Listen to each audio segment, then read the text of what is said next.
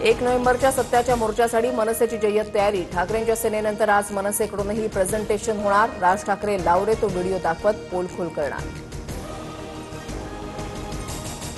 मतदार यादीमध्ये संभाव्य दुबार नावांबाबत राज्य निवडणूक आयोगाचे आदेश.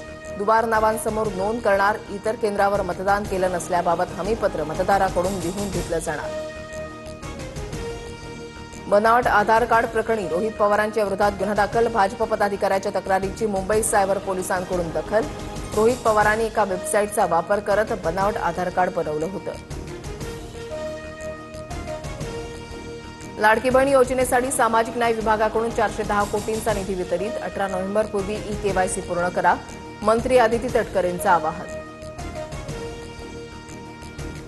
पुण्यातील जैन बोर्डिंग प्रकरणी गोखले बिल्डर आणि ट्रस्टी प्रतिज्ञापत्र दाखल करणार. आजच्या प्रतिज्ञापत्रामध्ये अधिकृतपणे व्यवहार मागे घेणार का याकडे लक्ष. धर्मादाय आयुक्त आज निर्णय देणार. शरद पवारांच्या राष्ट्रवादीचे मेहबूब शेख यांना माजी खासदार रणजितसिंह निंबाळकरांच्या कार्यकर्त्यांकडून धमकी. फोन करत मेहबूब शेख यांना धमकी आणि शिवीगाळ. Video viral. आरोप करणाऱ्यांवर अयोग्य पद्धतीनं टीका करू नका. संविधानिक पद्धतीनं उत्तर द्या. मेहबूब शेख सुषमा अंधारेंवर केलेल्या टीकेनंतर रणजित निंबाळकरांच्या कार्यकर्त्यांना सूचना.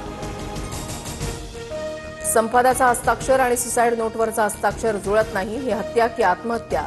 फलटणचे पोलीस अधिकारी संशयाच्या भोवऱ्यात. महिला डॉक्टर मृत्यू प्रकरणी सुषमा अंधारेंचा आरोप. रुपाली चाकणकर यात पडू नका. महिला आयोग सुपारी घेऊन आले का? कुणाला वाचू पाहताय? अंधारेंनी भरला दम. तटकरेंनी चाकणकरांचा राजीनामा घ्यावा. अंधारेंची मागणी. पुण्यातील गुंड निलेश घायवळ टोळीचा नवा कारनामा समोर. घायवळ टोळीमधील अमोल लाखेनं फसवणुकीसाठी निर्दोष शेतकऱ्याचे कागदपत्र वापरले. वारजे माळवाडी पोलीस ठाण्यामध्ये गुन्हा दाखल.